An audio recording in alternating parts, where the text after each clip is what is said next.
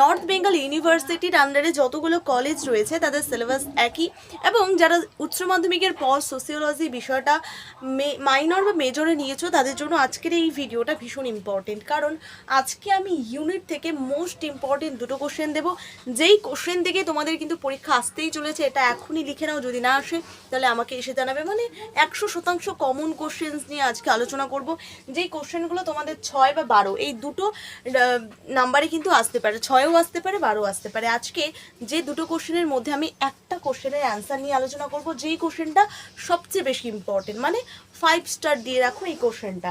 এবং আরেকটা যে কোশ্চেন আছে সেটাও ইম্পর্টেন্ট, আমি বলে দিচ্ছি। আজকের মেন দুটো কোশ্চেন হচ্ছে সমাজ কি, সমাজের অর্থ কি, বৈশিষ্ট্য আলোচনা করো। মানে সমাজ কি, সমাজের অর্থ, সমাজের বৈশিষ্ট্য আলোচনা করো। এই কোশ্চেনটা 5 স্টার দিয়ে রাখো, তোমাদের পরীক্ষায় এসে গেছে, ঠিক আছে? এরকম একটা ইম্পর্টেন্ট কোশ্চেন। তারপরে যে কোশ্চেনটা রয়েছে বিভিন্ন ধরনের হতে পারে তা ব্যাখ্যা করো, এই কোশ্চেনটাও ভীষণ ইম্পর্টেন্ট। সেটা 4টা স্টার মার্কস দিয়ে রাখো, এটাও ইম্পর্টেন্ট, কিন্তু এটা একটু বেশি ইম্পর্টেন্ট। তো চলো শুরু করা যাক। এই কোশ্চেনটা ডিসকাশন ভীষণ সহজ করে গল্পের আকারে তোমাদের প্রত্যেকটা কোশ্চেন বুঝিয়ে দেবো। অবশ্যই খাতা পেন নিয়ে বসে যাবে। আমি যে কোশ্চেন্সগুলো লেখাবো সেই কোশ্চেন্স এবং তার অ্যান্সারগুলো মানে প্রথম থেকে শেষ পর্যন্ত খুব সুন্দরভাবে নোট করবে।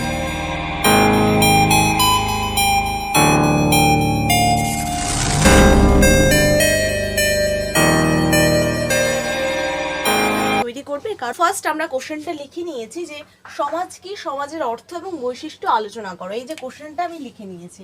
এবার কি, এবার হচ্ছে উত্তর আমরা লিখব। প্রথমেই আমাদের বলেছে সমাজ কি, এখানে থাকলো তোমাদের 2 নাম্বার। তো সমাজ কি, সমাজ হচ্ছে পড়তে গেলে আমাদের সমাজ, আজকে যেখানে আমরা বাস করছি সেই সমাজটাকে বলা হচ্ছে সমাজ কি। এটা তোমাকে সংজ্ঞা আকারে ভালোভাবে লিখতে হবে।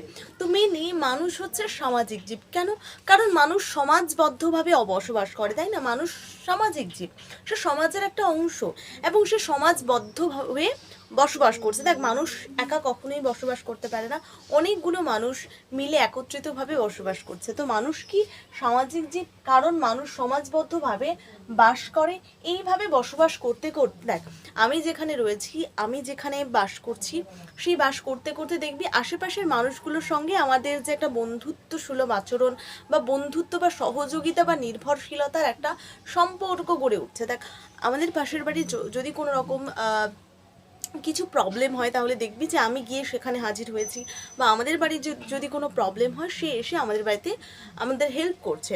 তো এই যে সামাজিক বা একটা বন্ধুত্ব সুলভ আচরণ এবং সহযোগিতা বা নির্ভরশীলতার একটা, এটা পারস্পরিক একটা সম্পর্ক আমাদের মধ্যে, আমি যে ব্যক্তিবর্গ রয়েছে সে একটি ব্যক্তিবর্গের মধ্যে অন্য একটা ব্যক্তিবর্গের মধ্যে একটা সম্পর্ক গড়ে উঠছে, সেটাকেই বলা হচ্ছে মেনলি সমাজ। ক্লিয়ার? দেখ, তো সেই বিষয়টা আগেই ক্লিয়ার করতে হবে যে সমাজ, সমাজ মানে আজকে যে এখানে আমরা বসবাস করছি, যারা গ্রামাঞ্চলে বসবাস করছি, শহরে বসবাস করছি, সমস্ত কিছুই সমাজ। দেখ, সমাজ মানে হচ্ছে মানুষ হচ্ছে সামাজিক জীব। কেন? কারণ মানুষ সমাজবদ্ধভাবে বাস করে, তাই না? দেখবি মানুষ কখনোই একা একা থাকতে পারবে না, একা আর কত চলবে। মানুষ যেখানে অনেকগুলো বাড়ি আছে সেখানেই বাড়ি বানায়। কেন? কারণ মানুষ সামাজিক জীব, সে একা কখনো একটা জঙ্গলের ভেতর একটা বাড়ি বানিয়ে থাকতে সে পারবে না। কারণ মানুষ সামাজিক জীব এবং সে সমাজবদ্ধভাবে থাকতেই ভালোবাসে। সমাজবদ্ধ মানে সবার সাথে মিলেমিশে সে থাকবে। এবার এই যে সমাজবদ্ধ মানে সবার সঙ্গে আশেপাশের বাড়ি করতে করতে দেখ, একটা বাড়ি, অনেকগুলো বাড়ি হয়েছে, সেখানেই একটা নতুন বাড়ি গড়ে উঠলো। তাহলে দেখ, মানুষ সামাজিক জীব এবং সে সমাজবদ্ধভাবেই থাকতে ভালোবাসে। তাই জন্য কি করলো, সে একটা নির্দিষ্ট আশেপাশের বাড়ি যে জায়গাগুলো করেছে সেই বাড়ির মাঝখানেই সে বাড়িটা করলো। এবার সেই বাড়ি করতে করতে দেখা যাচ্ছে যে ধর তার কোনোদিন লবণ নেই, সে অন্য বাড়িতে লবণ আনতে যাচ্ছে, আবার অন্য বাড়ির লবণ নেই, তার বাড়িতে লবণ নিতে আসছে। তো এরকম করতে করতে তাদের মধ্যে যে সহযোগিতা ও নির্ভরশীলতার একটা যে পারস্পরিক সম্পর্ক গড়ে উঠছে, এটাকেই বলা হচ্ছে সমাজ। দেখবি যখন কোনো একটা সমাজের মানুষ বসবাস করে, দেখবি প্রত্যেকটা মানুষের সঙ্গে প্রত্যেকটা মানুষের একটা মিল রয়েছে, তাই না? যে তুই কোথা থেকে এসছিস, সেই গ্রাম থেকে এসছি, আমরা একই পাড়ার মানুষ, ঠিক আছে? এরকম একটা মিল থাকে। তো এটাকেই মেনলি সমাজ বলে। এটার যে সংজ্ঞাটা তোরা লিখবি, কি লিখবি? যে মানুষ হলো সামাজিক জীব, কারণ মানুষ সমাজবদ্ধভাবে বাস করে। এইভাবে বসবাস করতে করতে এক ব্যক্তিবর্গের সঙ্গে অন্য ব্যক্তিবর্গের যে সহযোগিতা ও নির্ভরশীলতার মধ্য দিয়ে যে একটা সামাজিক সম্পর্ক গড়ে ওঠে, তাকেই সমাজ বলা হয়। দেখ, এক ব্যক্তিবর্গে আমার সঙ্গে পাশের বাড়ির মেয়েটার যে একটা সুন্দর সম্পর্ক গড়ে উঠলো, এটাকেই বলা হচ্ছে সমাজ। কি হবে সমাজ? দেখ সমাজ কি, এই মানুষটার সাথে সম্পর্ক তৈরি করলো, আবার এই মানুষটাই আবার অন্য মানুষের সঙ্গে সম্পর্ক তৈরি করলো, তো এভাবে একটা কি হচ্ছে, জাল তৈরি হচ্ছে, সামাজিক বা পরস্পরের সহযোগিতা ও নির্ভরশীলতার একটা সামাজিক জাল গড়ে উঠছে, তাই না? একে অপরের উপর নির্ভর করে চলছে, এইভাবেই কিন্তু একটা সমাজ মেনলি গড়ে ওঠে। ঠিক আছে, এটা ক্লিয়ার? এবার আমরা পড়বো যে সমাজের অর্থটা কি। এই যে সমাজ নিয়ে আমরা পড়লাম, এই সমাজের অর্থটা অ্যাকচুয়ালি কি, meaning, what is the society বা what is the meaning of society, মানে সোসাইটির মানেটা কি। দেখ সোসাইটি, এই যে সোসাইটি মানে কি, সমাজের ইংরেজি শব্দ কি সোসাইটি, তাই SOCIETY, সোসাইটি। এই সোসাইটি মানে হচ্ছে সমাজ। এবার এই সমাজ বা সোসাইটি যে রয়েছে, সেই কথাটা কোন শব্দ থেকে এসেছে, একটা নির্দিষ্ট শব্দ থেকে এসেছে। দেখ আমাদের ইন্ডিয়া যে নামটা রয়েছে, সেই ইন্ডিয়া নামটি ইন্ডাস একটা নামে একটা সভ্যতা ছিল, সেই সভ্যতার উপর ভিত্তি করে হয়েছিল। আবার ভারতবর্ষ নাম যে হয়েছিল, সেটা মেনলি একটা রাজার নাম অনুসারে হয়েছিল। একটা রাজা ছিল, তার নাম ভরত, সেই ভরত রাজার নাম অনুসারে ভারত নামকরণ হয়েছিল। তো প্রত্যেকটা নাম সৃষ্টি হয়েছে, যে নামগুলো সৃষ্টি হয়েছে, সেটা কোনো না কোনো উৎস থেকে, কোনো না কোনো নামের উপর নির্ভর করে তৈরি করা হয়েছে। তো মেনলি সমাজের ইংরেজি শব্দ হলো সোসাইটি। লিখবি এই যে সমাজের অর্থ পয়েন্টটা রয়েছে, সেই পয়েন্টে প্রথমেই লিখবি যে সমাজের ইংরেজি শব্দ হচ্ছে সোসাইটি, এবং এই সোসাইটি শব্দটি ল্যাটিন শব্দ সোসিয়াস যে শব্দটা রয়েছে, তাহলে এই সোসাইটি শব্দ কি ল্যাটিন শব্দ সোসিয়াস থেকে এসেছে, যার অর্থ কি সঙ্গীত্ব বা বন্ধুত্ব। সঙ্গীত্ব মানে সঙ্গী, একে অপরের পাশে থাকার জন্য যে সঙ্গী, এবং বন্ধুত্ব। দেখ সমাজের মধ্যে একে অপরের সঙ্গে একটা বন্ধুত্ব গড়ে উঠছে, সঙ্গীত্ব গড়ে উঠছে, এটাই হচ্ছে সমাজের বা সোসাইটির একটা শব্দ অর্থ। ঠিক আছে, দেখ আমরা দুজন বন্ধু, এবং সেটার মধ্যে আমার একজন বন্ধু কলেজে গেল এবং সে নোট নিয়ে আসলো, তার থেকে আমি নোটগুলো কালেক্ট করে নিলাম। আমাদের মধ্যে যে সম্পর্কটা গড়ে উঠবে মেনলি, সেটাকে আমরা বলবো কি, বলবো বন্ধুত্ব সুলভ বা বন্ধুত্বপূর্ণ সামাজিক সম্পর্ক, তাই না? তো এটা কিরকম সম্পর্ক, বন্ধুত্বপূর্ণ একটা সামাজিক সম্পর্ক আমাদের। এবার ম্যাকাইভার ও পেজ নামে একজন সমাজ বিজ্ঞানী ছিলেন, ঠিক আছে, সমাজ বিজ্ঞানী ছিলেন। তারা সমাজ সম্পর্কে কি বলেছেন, যে সমাজ হলো সামাজিক সম্পর্কের, মানে সামাজিক সম্পর্ক, সমাজের একটা সম্পর্ক, কিন্তু একটা জটিল চাল। তাহলে এই যে কোটেশনটা তোরা লিখবি, এটা অবশ্যই লিখবি, কারণ ম্যাকাইভার ও পেজ মানে সমাজ বিষয়ে ম্যাকাইভার ও পেজ যে সংজ্ঞা প্রদান করেছেন, সেটা কি, সেটা হচ্ছে সমাজ হলো সামাজিক সম্পর্কের এক জটিল জাল। এটা কোনো সহজ কোনো বিষয় নয়, এটা একটা জটিল জাল। এটা কথা কে বলেছেন, সামাজিক বা সমাজ বিজ্ঞানী পেজ ও ম্যাকাইভার। ঠিক আছে, এই কোটেশনটা লিখে দিবি, তাহলে তোরা 1 নাম্বার বেশি পাবি, মানে এখানেই তোরা 2 নাম্বার পেয়ে যাচ্ছিস। এবার থাকলো তোমাদের অন্যান্য নাম্বারগুলো, যদি 6 আসে তাহলে 3 নাম্বার থাকলো। এবার সমাজের বৈশিষ্ট্য আলোচনা করো, এটা আমরা খুব সহজভাবে, ভীষণ সহজভাবে আলোচনা করবো। তো এই যে বৈশিষ্ট্যটা আমি আলোচনা করব, ভালোভাবে বুঝবি, ভীষণ ইম্পর্টেন্ট একটা কোশ্চেন। দেখবি আমার আজকের এই নোটটা পড়ে তোরা পরীক্ষায় গিয়ে দেখবি যে হ্যাঁ, মধুমিতা দিদি যেটা বলেছিল সেটাই কিন্তু কমন এসেছে, কারণ সত্যি এই কোশ্চেনটা ভীষণ ইম্পর্টেন্ট। আমি যখন পড়েছিলাম আমার সময়ও এই কোশ্চেনটা এসেছিল, কিন্তু 6 মার্কসের এসেছিল, তো ভীষণ ইম্পর্টেন্ট। অবশ্যই এটা নোটটা রেডি করে রাখবে, এবং খুব সহজ একটা বিষয়, খুব সহজ একটা সাবজেক্ট, তো পড়ে রাখবি। একটা মোস্ট ইম্পর্টেন্ট কোশ্চেন যেটা তোমাদের 6 নম্বরের আসতে পারে, যে সমাজ কি, সমাজের বৈশিষ্ট্য লেখো। অর্থটা নাও দিতে পারে, সমাজের বৈশিষ্ট্য তোমাদের 6 নম্বরের বেসিক্যালি আসতে পারে। ঠিক আছে, তো সমাজের বৈশিষ্ট্য কি কি সেটা আমরা জানবো। আমি যে পয়েন্টগুলো লিখিয়েছি, সেই প্রত্যেকটা পয়েন্ট তোমরা ব্যাখ্যা করে লিখবে, শুধু পয়েন্টটা লিখে তারপরে যে কথাগুলো বলবো, সেই কথাগুলো তোমরা পয়েন্টে ব্যাখ্যা করে লিখবে। ঠিক আছে, এবং যদি না পারো অবশ্যই হোয়াটসঅ্যাপ চ্যানেলে যাবে, গিয়ে সেখানে কমেন্টে আমাকে বলবে যে দিদি এই নোটটা আমার চাই, তাহলে তোমরা কিন্তু নোটটা পেয়ে যাবে। তো কি, একটি নির্দিষ্ট জনগোষ্ঠী সমাজ, এই যে আমাদের সমাজে বসবাস করছে, তার বৈশিষ্ট্য কি কি।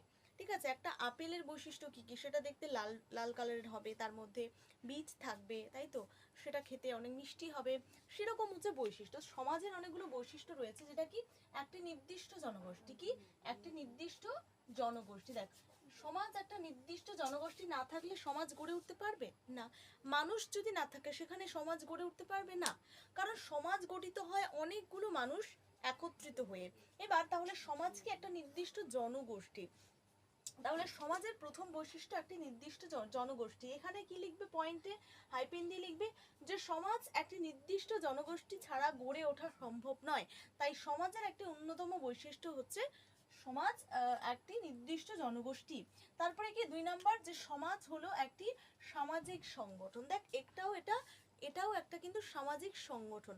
আমরা সামাজিক সংগঠন বলতে বিভিন্ন দিকের বুঝি, সেটা রাজনৈতিক ক্ষেত্রে বুঝি আমরা বিশেষ করে, যে অনেকগুলো সামাজিক সংগঠন।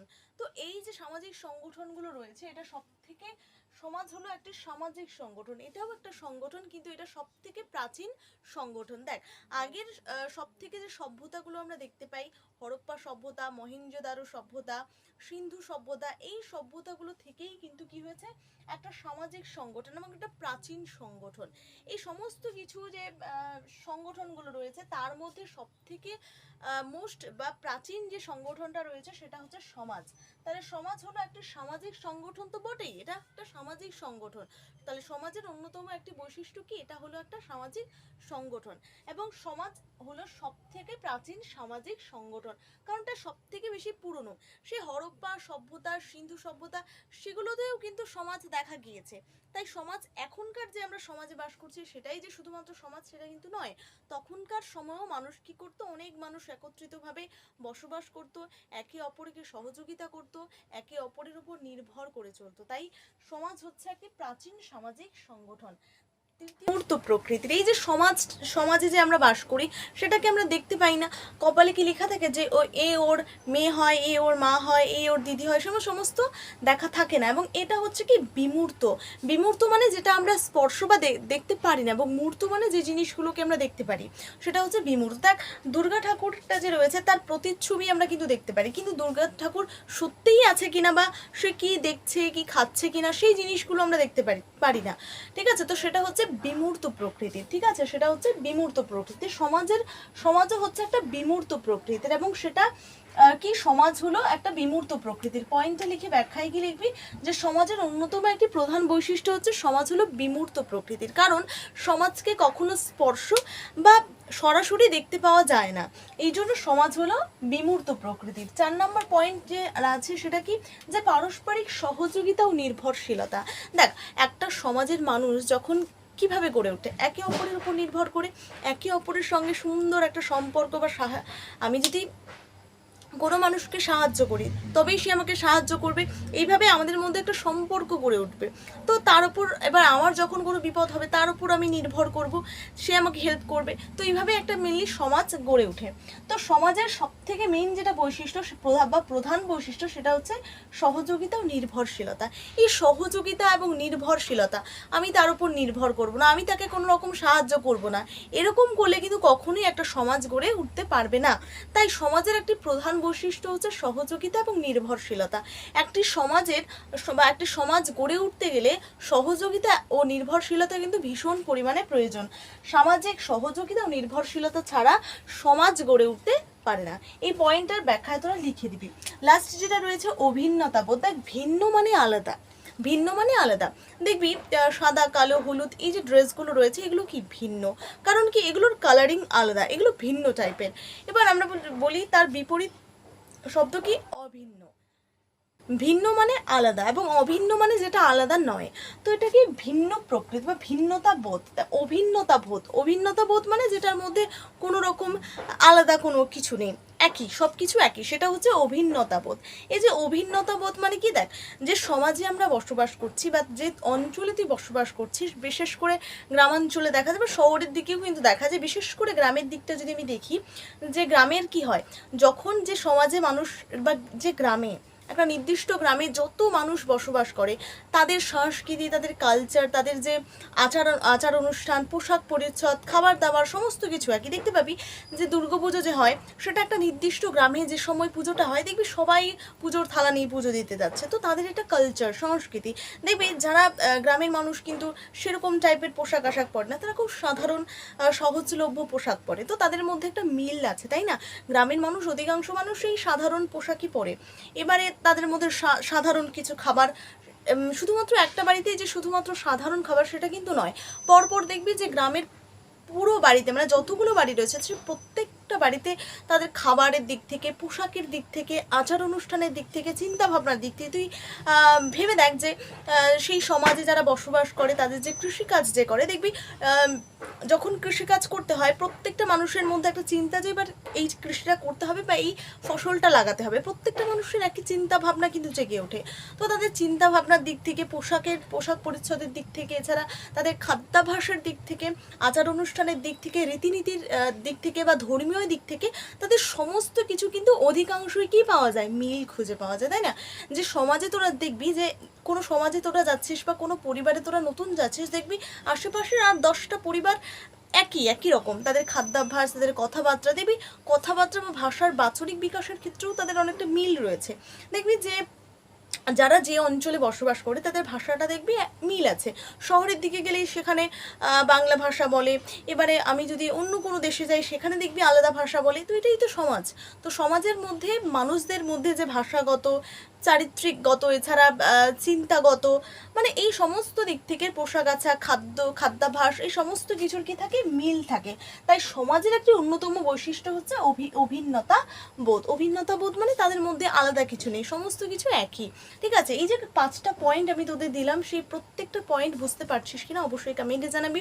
এর পরবর্তী আমি ইউনিট 4, ইউনিট 5 যে মোস্ট ইম্পর্টেন্ট কোশ্চেন্সগুলো রয়েছে সেই কোশ্চেন্সগুলো আমি নিয়ে আলোচনা করব। তোরা অবশ্যই যে চ্যানেলটার সাথে থাকবি, ঠিক আছে? ভিডিওটা ভালো লাগলে অবশ্যই লাইক করবি, সাবস্ক্রাইব করে দিবি চ্যানেলটা, আর বন্ধুদের মাঝে শেয়ার করে দিবি যারা পরীক্ষার আগে খুব ভালোভাবে প্রিপারেশন নিয়ে পরীক্ষায় খাতায় যেন খুব সুন্দর একটা লিখে আসতে পারে প্রত্যেকটা কোশ্চেন এবং ভালো যাতে রেজাল্ট করতে পারে সেই জন্য।